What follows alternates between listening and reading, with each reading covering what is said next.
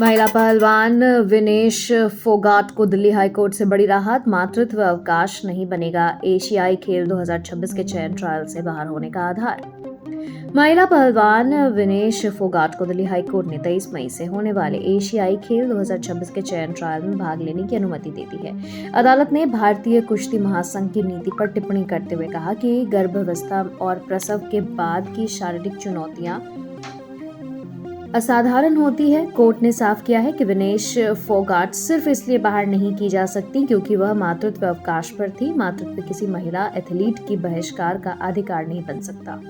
अमेरिकी विदेश मंत्री मार्को रूबियो का बिजनेस प्रोफेशनल्स को अमेरिका फर्स्ट वीजा टूल का बड़ा तोहफा। अमेरिकी विदेश मंत्री मार्को रूबियो ने बिजनेस प्रोफेशनल्स के लिए America first visa scheduling tool शुरू करने की घोषणा की है, जो व्यापारिक संबंधों को मजबूत करेगा। उन्होंने भारत अमेरिका रिश्ते को इंडो पैसिफिक की बुनियाद बताया है। रूबियो ने पीएम मोदी और राष्ट्रपति डोनाल्ड ट्रंप के बीच के गहरे व्यक्तिगत संबंधों का जिक्र करते हुए कहा कि दोनों बेहद गंभीर नेता हैं और उनके बीच का जुड़ाव दोनों देशों के रणनीतिक और कूटनीतिक भविष्य के लिए अत्यंत महत्वपूर्ण है।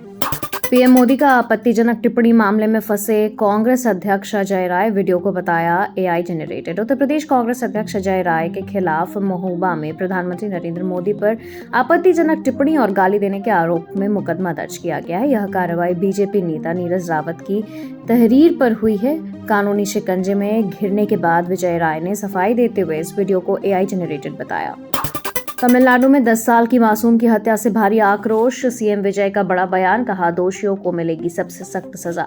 तमिलनाडु के मुख्यमंत्री सी जोसेफ विजय ने कोयम्बटूर के सुलूर में 10 वर्षीय बच्ची के अपहरण और हत्या पर गहरा दुख और आक्रोश व्यक्त किया है। सोशल मीडिया प्लेटफॉर्म एक्स पर जारी आधिकारिक बयान में मुख्यमंत्री ने इस घटना को अमानवीय और असमक्ष बताते हुए कहा है कि समाज में ऐसे घिनौने अपराधों को किसी भी कीमत पर बर्दाश्त नहीं किया जाएगा। सीएम ने पीड़ित परिवार के प्रति संवेदना व्यक्त की और पुलिस को तुरंत चार्जशीट दाखिल कर फास्ट ट्रैक जांच के जरिए दोषियों को कानून के तहत सख्त से सख्त सजा दिलाने के कड़े निर्देश दिए। वाराणसी की महिलाएं बन रही आत्मनिर्भर, सोलर दीदी 14,196 मानदेय के साथ मुफ्त सोलर प्लांट और इंडक्शन स्टोव की सौगात। उत्तर प्रदेश की वाराणसी में महिलाओं को ऊर्जा क्षेत्र में स्वावलंबी बनाने के लिए सोलर दीदी पहल शुरू की गई है। UP NEDA director Ravindra Singh के मुताबिक चयनित महिलाओं को 14,196 प्रति माह वेतन मिलेगा। इसके अलावा वेंडर्स द्वारा उन्हें 1.30 लाख मूल्य का 2 किलोवाट का सोलर प्लांट और 1 इंडक्शन स्टोव मुफ्त दिया जाएगा। केंद्र सरकार भी प्रत्येक सफल सोलर इंस्टॉलेशन पर 1,000 रुपए की प्रोत्साहन राशि देगी। शिरडी में मॉडर्न मिसाइल कॉम्प्लेक्स का उद्घाटन। राजनाथ सिंह बोले अगले 30 साल में बनेंगे सबसे बड़े हथियार निर्यातक। रक्षा मंत्री राजनाथ सिंह ने महाराष्ट्र के शिरडी में एक आधुनिक मिसाइल कॉम्प्लेक्स और आर्टिफिशियल शेल प्रोडक्शन लाइन का उद्घाटन किया है। इस मौके पर उन्होंने कहा कि कभी हथियारों का खरीदार रहा भारत अब बदलने लगा है और अगले 25 से 30 वर्षों में दुनिया का सबसे बड़ा हथियार निर्यातक देश बनेगा। उन्होंने रक्षा उत्पादन में निजी क्षेत्र से हिस्सेदारी को बढ़ाकर 50% करने का लक्ष्य रखा और कहा कि निजी कंपनियां अब देश के लिए हाईटेक हथियार बना रही है। बिहार एआई समिट 2026 का शानदार आगाज। सीएम सम्राट चौधरी बोले हर विभाग करे एआई का उपयोग। मुख्यमंत्री सम्राट चौधरी ने ऊर्जा स्टेडियम में बिहार एआई समिट 2026 का दीप प्रज्वलित कर उद्घाटन किया। उन्होंने कहा कि पीएम मोदी के नेतृत्व में एआई संचार क्रांति के इस दौर में एआई जीवन का अभिन्न हिस्सा बनने जा रहा है। सीएम ने सभी सरकारी विभागों को अपनी योजनाओं के क्रियान्वयन में पारदर्शिता लाने के लिए एआई का अधिकतम उपयोग करने का निर्देश दिया। उन्होंने यह भी घोषणा की कि इस वित्तीय वर्ष में विक्रमशिला यूनिवर्सिटी की स्थापना की जाएगी। रुपए की कीमत पर सरकार का रुख साफ। केंद्रीय मंत्री पीयूष गोयल बोले बाजार तय करता है विनिमय दर। केंद्रीय वाणिज्य एवं उद्योग मंत्री पीयूष गोयल ने स्पष्ट किया कि सरकार रुपए की विनिमय दर में कोई हस्तक्षेप नहीं करती है और पूरी तरह बाजार तथा वैश्विक परिस्थितियों पर निर्भर करता है। शुक्रवार को रुपया डॉलर के मुकाबले मजबूत होकर 95.60 पर बंद हुआ। गोयल ने कहा है कि सरकार निर्यात बढ़ाने, आयात निर्भरता कम करने और निवेश को बढ़ावा देने के लिए लगातार काम कर रही है।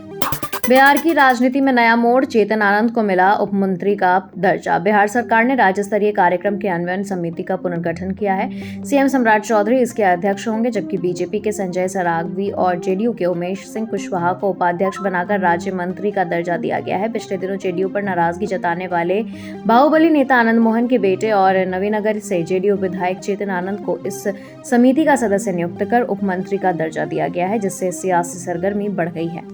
अमित मालवीय का राहुल गांधी पर तीखा तंज, केरल और बंगाल में आईएएस नियुक्तियों पर उठाया सवाल। भाजपा आईटी सेल के प्रमुख अमित मालवीय ने केरल के नए मुख्यमंत्री वीडी सतीशन के सचिव की नियुक्ति को लेकर कांग्रेस सांसद राहुल गांधी पर निशाना साधा है।